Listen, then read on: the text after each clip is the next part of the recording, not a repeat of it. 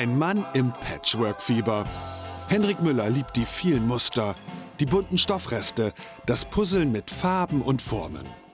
Steppdecke, Quilt, Patchwork, viele Namen für eine Leidenschaft. Es gibt wenig Hobbys, mit denen man sich zudecken kann.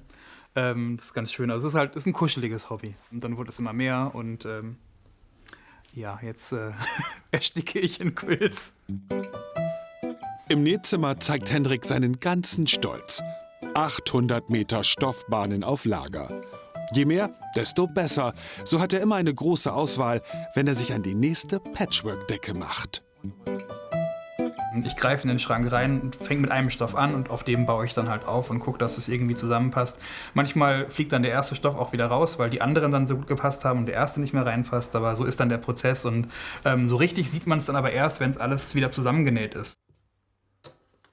Alles beginnt mit einem Stoffschnipsel. Und aus vielen wird dann das große Ganze. Heute näht Henrik eine Krabbeldecke aus bunten Dreiecken. Überraschend, fast die Hälfte der Zeit ist er am Bügeln, damit jede Naht auch gerade und perfekt sitzt. Ein Schritt ist Schneiden, dann ist Nähen, dann ist ein Schritt Bügeln. Man macht das eine ganz oft, dann das andere ganz oft.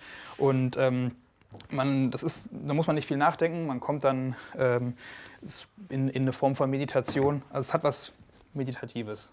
Eigentlich ist Henrik Krankenpfleger. Das Nähen hat er sich selbst beigebracht. Er sagt, Talent ist das eine, Geduld und Genauigkeit das andere. Also bei mir ist das Mindestmaß völlige Perfektion. Quilts haben eine lange Tradition, gerade in den USA.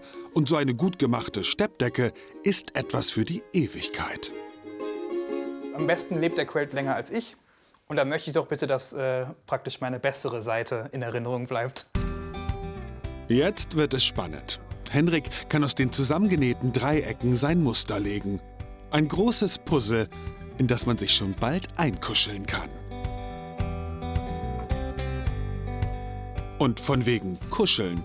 Anderswo kommen die Decken an die Wand. Für Scott Cully ist Patchwork und Quilten eine richtig hohe Kunst.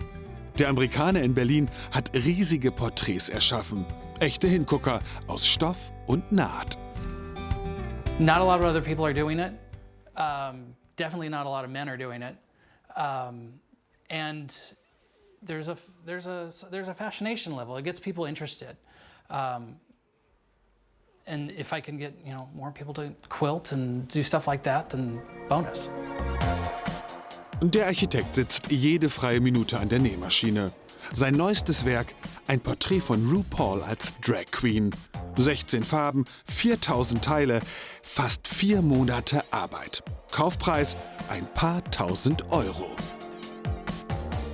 It's not necessarily about selling the pieces. I would love to, but for me, it's more about trying to express myself through this medium, and if someone else can enjoy it as much as I did making it, then fantastic. Die Faszination für Patchwork-Decken kennt auch bei Henrik keine Grenzen. Inzwischen ist auch die neue Krabbeldecke fast fertig. Jetzt geht's ans Quilten. Das heißt, das Ganze wird mit einem Vlies und einer Unterseite zusammengesteppt. Da habe ich noch ein paar Stunden vor mir. Das dauert jetzt noch einen Moment.